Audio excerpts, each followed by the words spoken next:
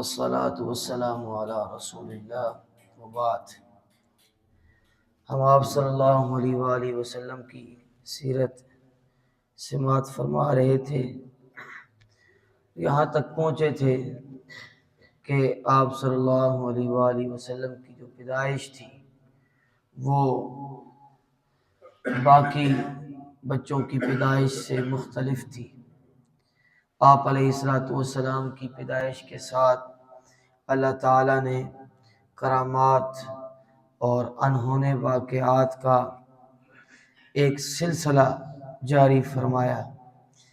ایک لقب ہے آپ صلی اللہ علیہ وآلہ وسلم کا جو پہلی آسمانی کتابوں میں موجود تھا، وہ لقب ہے صاحب الحراوہ، موٹی ہا سے۔ اس کا مطلب ہے کہ چھوٹا عصا پکڑنے والا نبی۔ آپ صلی اللہ علیہ وآلہ وسلم کی سنت مبارکہ تھی کہ آپ عصا پکڑتے تھے۔ عصا سے کیا کام لیتے تھے؟ ایک تو عصا گاڑ کے سترہ بناتے تھے اور اس کے سامنے نماز پڑھتے تھے تاکہ آگے سے گزرنے والے نماز خراب نہ ہو۔ اور پھر آپ صلی اللہ علیہ وآلہ وسلم اور یہ جو عصا ہے نا، ڈنڈا، یہ ہر پیغمبر کی سنت رہی ہے۔ یہ آپ صلی اللہ علیہ وآلہ وسلم کی خصوصی سنت ہے اور باقی ہر پیغمبر کے ہیں۔ موسیٰ علیہ السلام کا عصا بھی مشہور ہے، تو جب قضاء حاجت کے لیے جاتے تھے تو اسے زمین کو ریدنے کا کام بھی کرتے تھے، کوئی موذی جانور آ جائے تو اسے بھگانے کا کام بھی کرتے تھے۔ تو کل جو ہم نے پیشن گوئی سماعت فرمائی تھی کہ ایک راہب عبد المسیح جو عالم تھا، وہ گیا اپنے ماموں سطیح کے پاس، تو اس نے کہا کہ یہ زمانہ صاحب الحراوہ کی پیدائش کا زمانہ ہے۔ تو یہ آپ صلی اللہ علیہ وآلہ وسلم کا ایک وصف ہے جو پہلی کتابوں کے اندر موجود تھا۔ آج ہم آگے چلتے ہیں، کیونکہ اگر ہم اسی کے اندر کھوئے رہے تو بہت وقت گزر جائے گا۔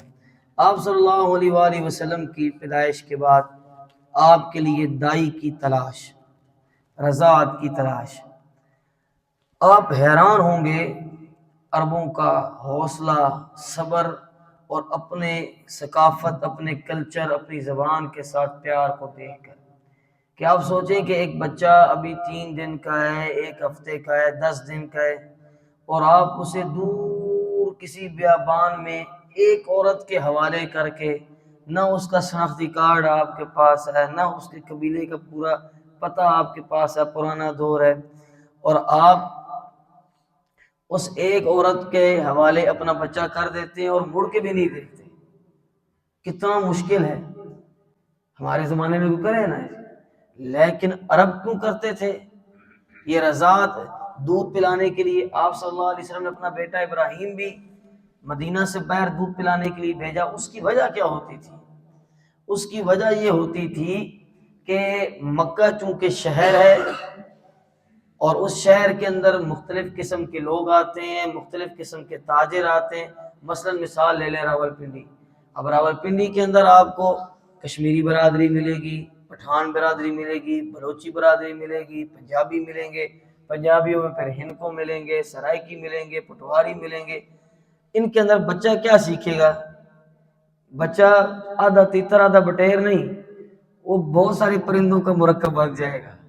تو عرب کہتے تھے کہ اپنی زبان، اپنی ثقافت اور بچے کی جو تربیت ہے وہ دور دیہات میں کرو، جہاں زبان بھی محفوظ ہے، جہاں کلچر بھی محفوظ ہے، جہاں لوگوں کی عادات بھی محفوظ ہیں، جہاں عرب پوری طرح محفوظ ہے۔ اس تربیت کے لیے اپنے نومولود بیٹے کی قربانی دیا کرتے تھے، اتنا ان کو اپنی زبان سے اور اپنی ثقافت اور اپنے کلچر سے پیار تھا۔ سب سے پہلے آپ صلی اللہ علیہ وسلم کی جو رضاعت ہے وہ سویبہ لونڈی، چند روز اس نے دودھ پلایا کیونکہ ابتداً کوئی رضاعت نہیں مل رہی تھی۔ سویبہ لونڈی نے، یہ سویبہ لونڈی، یہ آپ جانتے ہوں گے اس کو، یہ ابو لہب کی لونڈی تھی، اور بڑی یہ آپ صلی اللہ علیہ وسلم کی پیدائش پر خوش ہوئی، اور ابو لہب کو بھاگتے ہوئے جا کے بتایا کہ تیرے عبداللہ مرحوم بیٹے کے گھر اللہ نے یتیم بیٹا دیے۔ ابو لہب اتنا خوش ہوا پیدائش پر، پیدائش کی خوشی میں اتنا مسرور ہوا، اتنا خوش ہوا کہ اس نے انگلی کے اشارے سے اس صہیبہ کو آزاد کر دیا کہ تو نے اتنی بڑی خوشخبری مجھے دی ہے۔ اس کے بعد سے یہ صہیبہ آزاد ہو گئی۔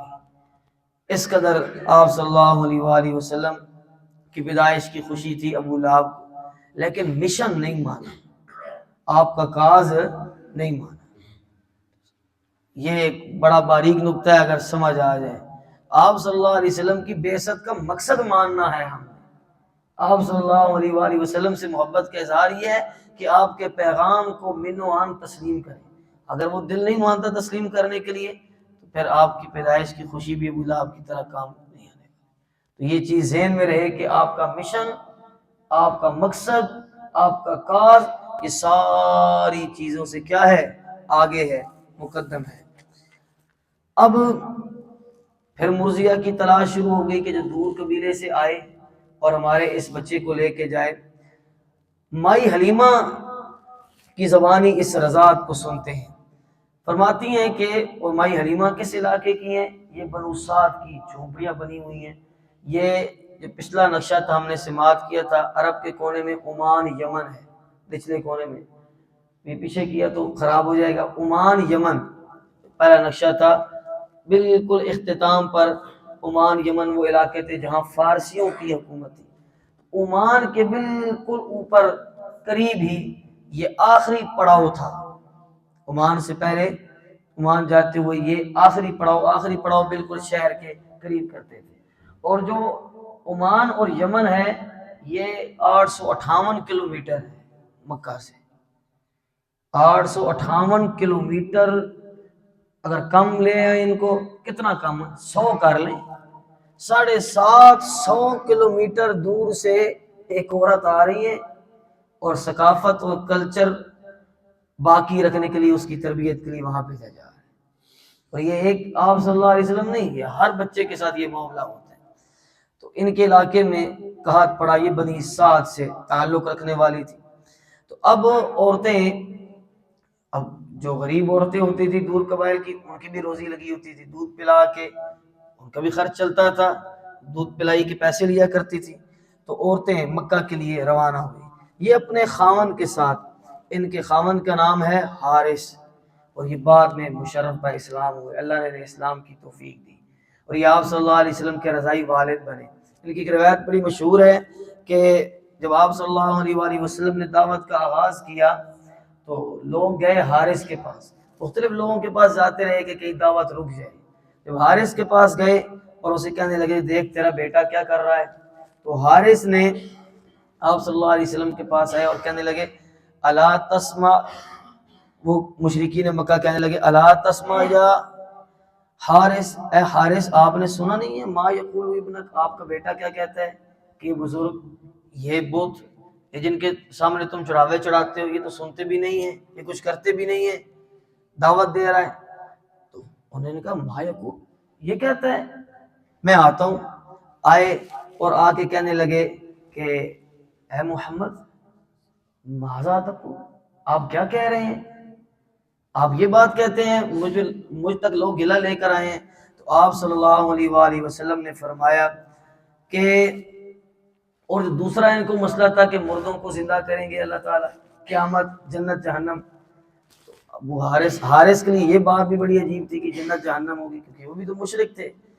تو آپ صلی اللہ علیہ وآلہ وسلم نے فرمایا کہ اے ابا جان، میں واقعی یہ حقائق بیان کرتا ہوں، اور ابا جان جب وہ دن آئے گا تو میں آپ کو ہاتھ تھام کر آپ کو آج کی گفتگو یاد دلاؤں گا۔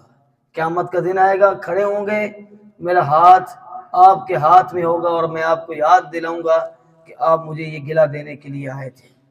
اور جب حارث مشرف اسلام ہوئے تو کہتے تھے کہ میرے لیے ایک یہ اعزاز بھی ہے کہ میرا بیٹا قیامت کے دن میرا ہاتھ پکڑ کے مجھے قیامت کا منظر دکھائے گا۔ تو یہ ایک ان کے ساتھ واقعہ مشہور ہے، یہ روایت ہے۔ تو اب ان کے پاس ایک اونٹنی تھی، خاوند حضرت حلیمہ اور اونٹنی، 3 قافلے کے لوگ ہیں، افراد کہیں، ایک اونٹ، اونٹنی، اور ایک حارث اور ایک حلیمہ سعدیہ۔ اب مکہ جا رہے ہیں بچے کی تلاش کے لیے۔ اونٹنی کی حالت یہ تھی کہ وہ خشک تھی، قحط پڑنے کی وجہ سے وہ چل نہیں پاتی تھی، اتنی لاغر ہو چکی تھی، اور اس کا سامان اٹھانے کے لیے ایک گدی ساتھ رکھی ہوئی تھی، اور وہ بھی اتنی لاغر تھی کہ وہ سامان بھی نہیں اٹھا پاتی تھی۔ یہ کیفیت بن چکی تھی قحط کی وجہ سے، کھانے پینے کے لیے کچھ ہے نہیں۔ اب جب مکہ پہنچے تو یہ سب سے پیچھے رہ گئی، اونٹنی کے کمزور ہونے کی وجہ سے چل تو سکتی نہیں ہے۔ جب مکہ آئے تو عجیب منظر دیکھا۔ منظر یہ ہے کہ جتنے بچے بھی ہیں ساری عورتوں نے لے لی ہیں، اور کوئی بچہ بھی پیچھے بچا نہیں ہے۔ اب حلیمہ ڈھونڈنا شروع ہو گئی کہ کیا کرے۔ کسی نے بتایا کہ ایک یتیم بچہ ہے عبد المطلب کے گھر میں ہے، ذرا جا کے اس کا پتہ کرو۔ تو مائی حلیمہ گئیں، اور دروازے پہ جب پہنچی تو اتفاق سے اندر عبد المطلب تھے۔ تو آپ نے فرمایا کہ کون ہے؟ تو کہنے لگی بنو سعد سے حلیمہ ہوں۔ اب آپ عبد المطلب کی نیک فالی دیکھیے گا، بنو سعد سے حلیمہ ہوں۔ جب یہ بات سنی تو عبد المطلب کے چہرے پر مسرت آ گئی، خوشی آ گئی، کہنے لگے واہ اللہ کا کمال دیکھو کہ بنی سعد، سعد کہتے ہیں سعادت کو، نیک بختی کو، نیک بختوں میں میرا پوتا حلم اور بردباری سیکھے گا۔ حلیمہ حلم سے ہے نا، نیک بختوں میں میرا بیٹا حلم اور بردباری سیکھے گا۔ خوش آمدید کہا، کہنے لگے آ تو گئی ہے، لیکن پہلے احوال سن لے کہ بچے کا والد نہیں ہے۔ والد نہیں ہے تو اس قدر خدمت بھی نہیں کی جائے گی، دودھ پلائی کی، والد نہیں ہے۔ اگر لے کے جانا ہے فبیہا، میں حاضر ہوں۔ کہتی ہیں کہ میں اپنے خامن سے مشورہ کر کے آتی ہوں۔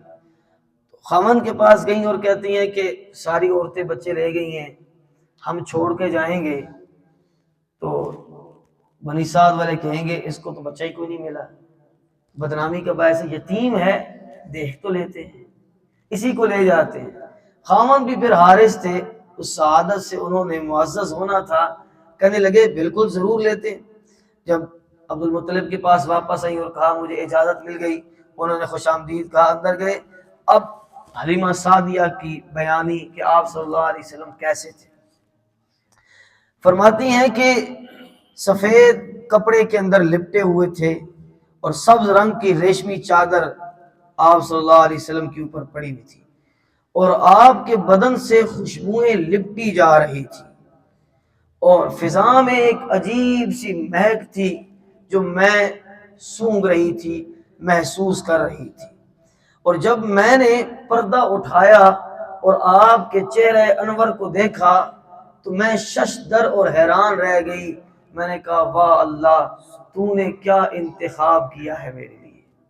اور میں نے فوراً اس بچے کو اٹھایا، اس کی پیشانی کو چوما اور میں نے اپنے ساتھ لے لی۔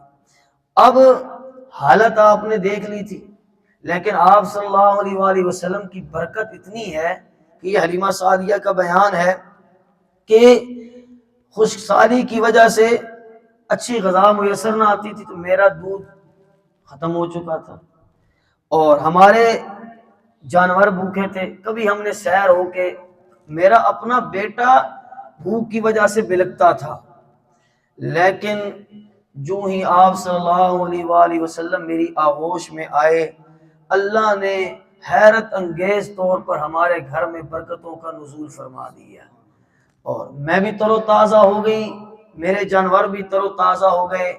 جاتے بنو سعد کے لوگ بکریاں چرا کے لاتے، سب کی بکریاں خالی پیٹ آتی، میری بکریاں بھری ہوئی آتی۔ لوگ کہتے ہیں اپنے بچوں سے تم بھی وہاں بکریاں چراؤ جہاں حلیمہ کی بکریاں چرتی ہیں، تو بچے کہتے ہیں ہم بھی وہیں چراتے ہیں، حلیمہ کی بکریوں کے ساتھ کوئی الگ ہی معاملہ ہو رہا ہے۔ اونٹنی دودھ سے بھر چکی ہے، لیکن اس کے باوجود سیرت کا پہلو یہ ہے کہ حضرت حلیمہ سعدیہ بیان کرتی ہیں کہ میں نے محمد کریم صلی اللہ علیہ وآلہ وسلم کو ایک جانب سے دودھ پلایا، آپ نے سیر ہو کے دودھ پیا، میں نے جو ہی دوسری جانب کیا تو آپ نے اپنا منہ موڑ لیا، اور کہتی ہیں کہ 2 سال رضاعت کے دوران کبھی آپ نے دوسری طرف سے دودھ نہیں پیا۔ کیوں؟ کیونکہ رسول اللہ بچپن سے بتانا چاہتے ہیں کہ میں نے بڑے ہو کے اعلان کرنا ہے کہ بھائیوں کا حق نہیں کھانا، بھائیوں کا حق، یہ سیرت کا پہلو بھی سمجھنا ہے، بھائیوں کا حق نہیں کھانا، رشتہ داروں کا حق نہیں کھانا، اپنوں کا حق نہیں کھانا۔ یہ رسول اللہ صلی اللہ علیہ وسلم کی تربیت بچپن سے ہی ہو رہی ہے، اور تربیت کرنے والا کون ہے؟ خود اللہ ہے، آگے انشاءاللہ آ رہا ہے۔ اور پھر عجیب و غریب کیفیت ہے کہ ہمارے گھر میں مہکارے آ رہے ہیں، ہمارے جانور سارے پیٹ بھرے ہوئے ہیں، اور پھر نزول برکات یہ اس قدر ہے کہ جو آس پاس کے گھر ہیں، صرف حضرت حلیمہ کا گھر نہیں، اطراف کے گھر بھی اس برکت کی وجہ سے اللہ نے ان کے قحط بھی ختم کرنا شروع کر دی۔ یہ حضرت حلیمہ سعدیہ کا بیان ہے، یہ آپ صلی اللہ علیہ وآلہ وسلم کی پیدائش کے۔ اب دیکھیں آپ کہ تربیت کیسے ہو رہی ہے۔ نیاز معصومانہ اس کا عنوان ہے، اور یہ ہے کہ ایک دفعہ رات کے کسی پیر حضرت حلیمہ کہتی ہے میری آنکھ کھلی تو میں نے دیکھا رسول اللہ صلی اللہ علیہ وآلہ وسلم گنگنا رہی ہے، تو میں نے جب قریب ہو کے دیکھا تو آپ صلی اللہ علیہ وآلہ وسلم لا الہ الا اللہ قدوسن قدوسن کی تسبیح پڑھ رہے ہیں۔ اور آپ کی تربیت یہ تھی کہ سارے بچے کھیلا کرتے تھے، لیکن آپ صلی اللہ علیہ وآلہ وسلم کھیل کود کا حصہ نہیں بنا کرتے تھے، اور آپ صلی اللہ علیہ وسلم اپنے بھائی سے کہا کرتے تھے کہ اے میرے بھائی، اللہ نے ہمیں ان کھیلوں کے لیے پیدا نہیں کیا بچپن سے۔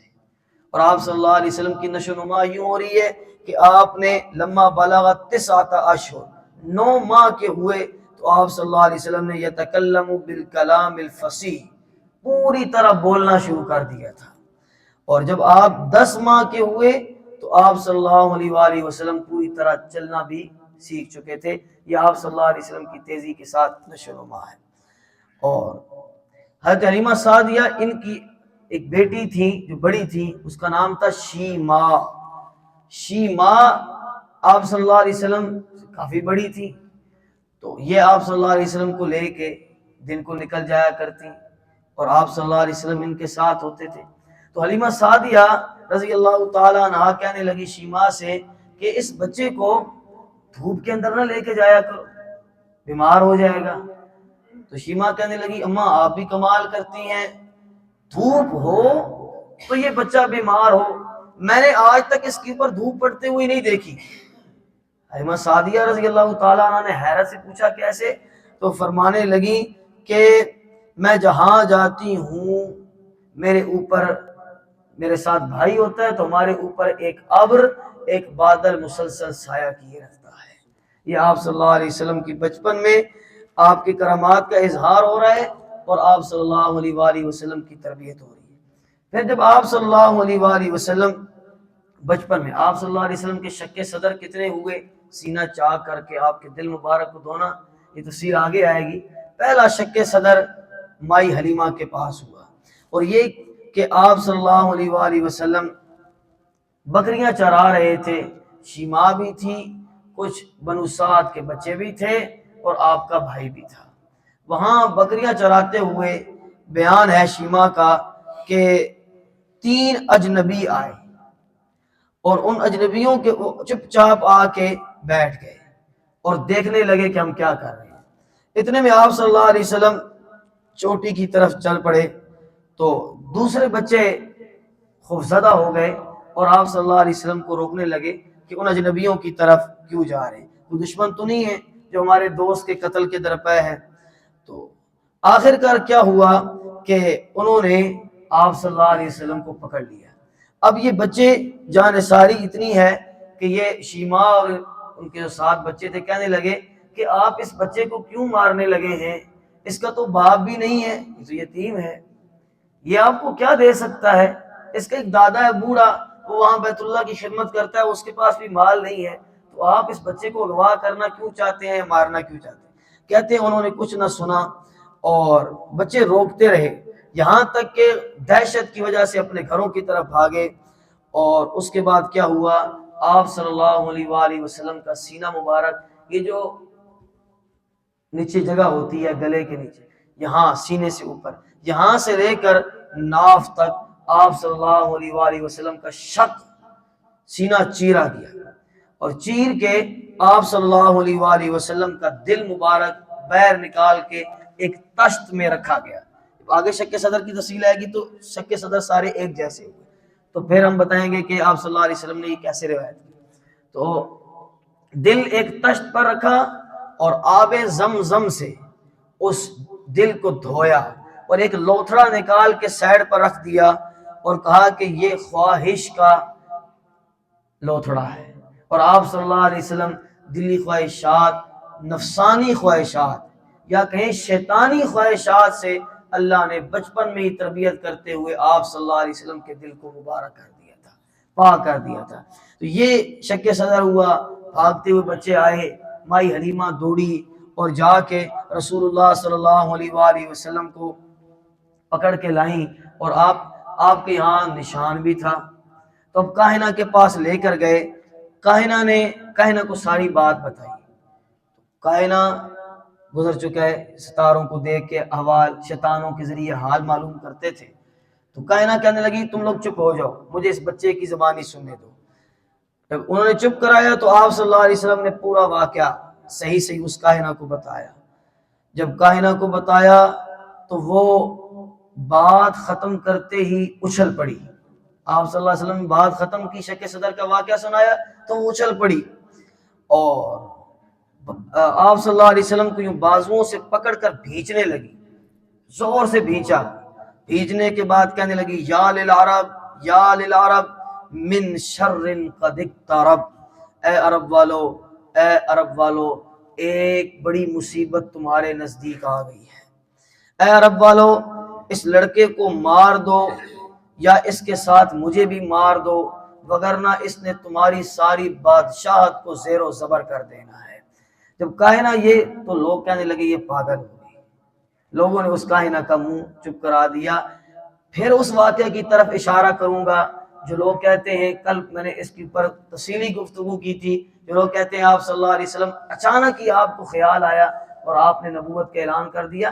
اچانک خیال نہیں آیا، آپ صلی اللہ علیہ وسلم کے ساتھ بچپن میں ہی اللہ تعالیٰ یہ معاملات فرما رہا تھا۔ کتنے کاہنوں، کتنے یہودیوں کی اور کتنے قیافہ شناسوں کی ہم باتیں سن چکے۔ اب حلیمہ سعدیہ کو یہ اندیشہ لائق ہوا کہ کہیں کوئی خطرہ نہ ہو، تو واپس آئیں، اور 4 سال کے بعد، یہ ٹوٹل 4 سال، پہلے 2 سال دودھ پلایا، دودھ چھڑانے کے بعد مائی آمنہ کے پاس لے کر آئیں اور ان کے سامنے خدشے کا اظہار کیا۔ خدشے کا اظہار، اب مائی آمنہ پوچھ رہی ہے کیا ہوا ہے، مائی حلیمہ بتا نہیں رہی، آخر کار بتایا، اور بتانے کے بعد کہنے لگی کہ مجھے لگتا ہے کہ، مائی آمنہ کہنے لگی کیا تو خوف زدہ ہو گئی ہے کہ اس کے اوپر کسی شیطان نے حملہ کر دیا ہے، کوئی ایسا معاملہ ہو گیا ہے؟ مائی حلیمہ کہنے لگی کہ مجھے یہ لگ رہا ہے کہ بچے کو نظر لگ گئی ہے یا اس کے اوپر کسی شیطان کا اثر ہونے لگا۔ تو مائی آمنہ کہنے لگی کلا واللہ ما للشیطان علیہ من سبیل، میں نے جو پیدائش کے وقت حالات و واقعات دیکھے ہیں، میں اللہ کی قسم کھا کے کہتی ہوں کہ شیطان اس بچے کے اوپر کبھی حاوی نہیں آ سکتا۔ تو یہ شیطانی معاملہ نہیں ہے، ہاں انتظار کرو کہ کیا معاملہ ہے۔ 4 سال کے بعد آپ صلی اللہ علیہ وآلہ وسلم واپس سیدہ آمنہ کے پاس آ گئے۔ اب آپ صلی اللہ علیہ وسلم چند ماہ کے تھے، والد کا انتقال ہو گیا، 6 سال کی مدت ہوئی، آپ صلی اللہ علیہ وآلہ وسلم اپنی والدہ سیدہ آمنہ کے ساتھ مدینہ کا سفر کرنے لگے۔ اس سے پہلے چونکہ چلنے کے قابل نہیں تھے، سفر نہیں کر سکتے تھے، تو مائی آمنہ نہیں لے کے گئی۔ اب مائی آمنہ اپنے میکے جا رہی ہیں اور وہاں حضرت عبداللہ کی قبر پر بھی حاضر ہونا ہے، تو بچے کو ساتھ لے کر 6 سال کی عمر ہے تین افراد ہیں، رسول اللہ صلی اللہ علیہ وآلہ وسلم، سیدہ آمنہ اور ام ایمن، یہ خادمہ ہیں، اور آپ صلی اللہ علیہ وآلہ وسلم پر ایمان بھی لے کر آئیں، اور پھر بڑی آپ صلی اللہ علیہ وسلم کی انہوں نے خدمت بھی کی۔ تو یہ تین، ام ایمن جو تھی یہ والد کی طرف سے آپ صلی اللہ علیہ وسلم کی وراثت میں آئی تھی، لونڈی تھی۔ یہ تین افراد سفر کر رہے ہیں مکہ سے مدینہ کا، بنی زہرہ کا، یاد رکھیے گا حضرت سیدہ آمنہ کا خاندان کون سا ہے؟ بنی زہرہ۔ اور یہ سفر کتنا بنتا ہے؟ 434 کلومیٹر، 434 کلومیٹر کا سفر ہے مکہ سے مدینہ کا، اور تین افراد یہ سفر کر رہے ہیں۔ جب وہاں کافی مدت ٹھہرنے کا ارادہ تھا، لیکن وہی حالت بنی جو بنو سعد میں حلیمہ سعدیہ رضی اللہ تعالیٰ عنہا کے بنی، کہ نجومی جب آپ صلی اللہ علیہ وسلم کو دیکھتے عجیب عجیب باتیں کرنے لگ پڑتے، جب قیافہ شناس دیکھتے عجیب عجیب پیشن گوئیاں کرنے لگ پڑے۔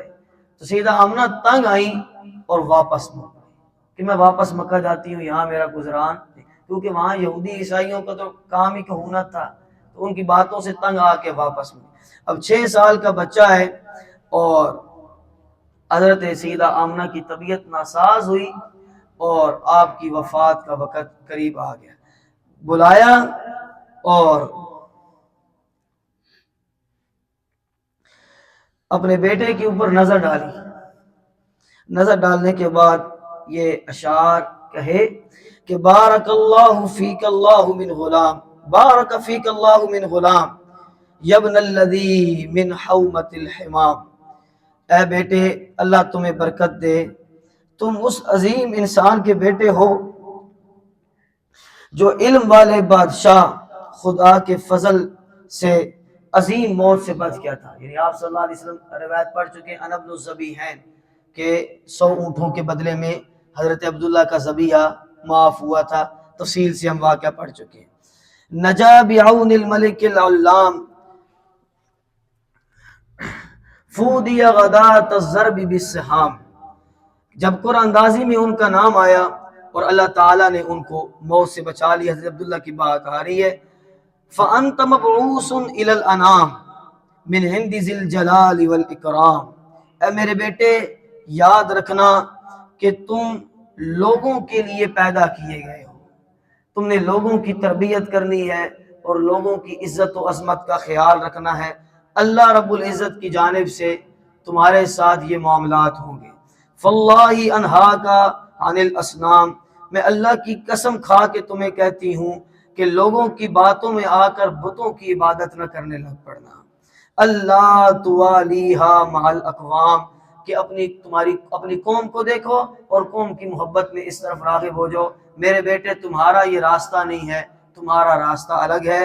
اس وصیت کے ساتھ کل حی میت، ہر زندہ نے مرنا ہے، انا میتۃ، اور میں بھی مرنے والی ہوں، وذکری باقن، ہاں میرا ذکر باقی رہے گا، لوگ میرا نام لیتے رہیں گے۔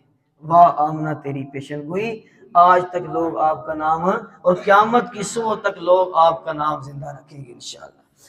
اس کے ساتھ آپ کا انتقال ہوا۔ ابوا، مقام ابوا، یہ مقام ابوا، یہ سفر جو ہے ایک راستہ مدینہ اس طرف ہے، لیکن بنی زہرہ چونکہ مدینہ سے اس طرف ہٹ کے ہے، تو یہ 2 راستے ہیں، تقسیم ہو رہی ہے۔ بدر سے جو اگلا مقام ہے، یہاں سے مڑ کے مدینہ کی طرف، اس جگہ پر ابوا کا مقام آتا ہے۔ یہی یعنی ابھی نکلے تھے بنی زہرہ سے، قریب ہی تھے، لیکن واپس تو نہیں مڑ سکتے تھے، تو وہاں ام ایمن نے چند لوگوں کو روکا، مسافروں کو، اور وہیں آپ صلی اللہ علیہ وآلہ وسلم کی تدفین کر دی گئی۔ جب آپ فتح مکہ کے لیے جا رہے تھے تو راستے میں آپ صلی اللہ علیہ وآلہ وسلم دوبارہ منظر یاد کرتے ہوئے اپنی والدہ کی قبر مبارک پر رکے، اور آپ صلی اللہ علیہ وسلم نے وہاں دعائے مغفرت کی۔ تو یہ آپ صلی اللہ علیہ وسلم پیدائش سے پہلے عبداللہ رضی اللہ تعالیٰ عنہ کا انتقال ہو جانا، اور 6 سال کی عمر میں ماں کا سہارا بھی چھن جانا، دور یتیم، اس سے آگے اللہ پھر تربیت کریں گے۔ اللہ عمل کریں۔